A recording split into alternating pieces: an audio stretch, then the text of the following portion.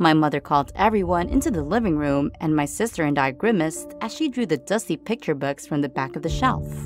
I spotted a man in the background while everyone was laughing at the images of me as a big, nude infant. He wasn't somebody I knew, and I honestly assumed he was in the wrong location at the wrong time, like an unintentional photo bomb. However, there was something odd about it, as if the photo had terrible energy about it. He was in every photo, but he wasn't staring into the horizon like some random onlooker this time.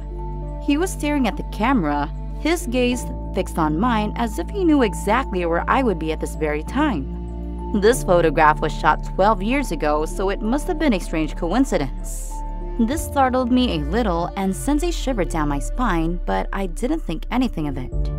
I went to my old room to hide from my mother, who had taken out photographs from when I was in high school, the darkest years of my life, as evidenced by the photographs that made me want to put chilies in my eyes so I wouldn't see them again. I also began to consider the man in the photographs. I'm curious about the two possibilities of him being in the two solo photos of myself and his eyes being exactly positioned to gaze at mine when the photos were shot years ago. I never liked selfies since they made me feel awkward in high school. But just to be sure, I took one to see if this was a strange coincidence. My body froze when I saw my selfie. He was peeping from my bedroom window. I dashed downstairs and took the book from my mother's grasp. Everyone stared in disbelief as perspiration spilled across the page and my hands hurried to find my high school images. He'd reappeared. Once again.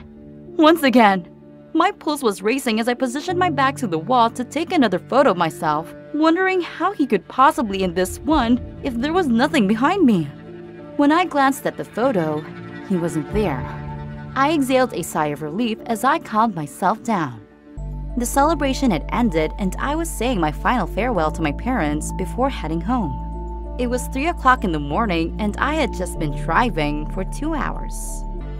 I parked at a service station to perhaps rest my eyes and began scrolling through my phone. I received an SMS from this unknown number while scrolling. When I opened it, to my amazement, it was the selfie I had shot with my back to the wall.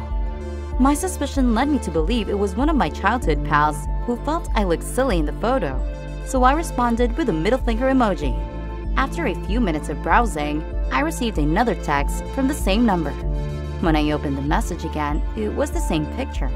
However, I began to shake uncontrollably. When I zoomed in on the photo, I saw the reflection of my glasses, and there was the man again.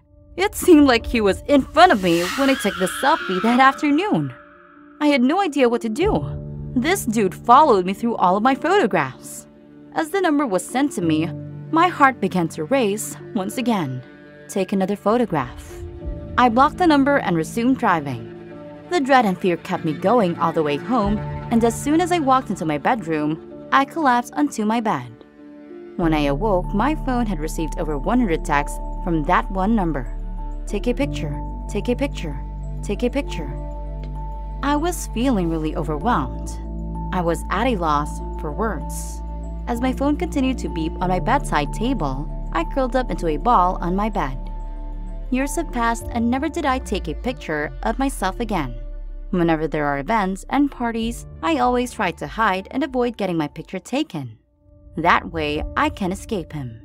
When I got married, I specifically asked my husband not to take photos. He agreed and I love him for that. More years passed and it's my daughter's first day of school. It has been years since I last saw that man in the photographs. Maybe this time he'll be gone. Plus, it's my daughter's special day. Maybe we can finally start collecting our photo albums. I asked my daughter to stand on our porch as I took her photo, and I almost died when I saw her picture. The man was there, hugging my daughter.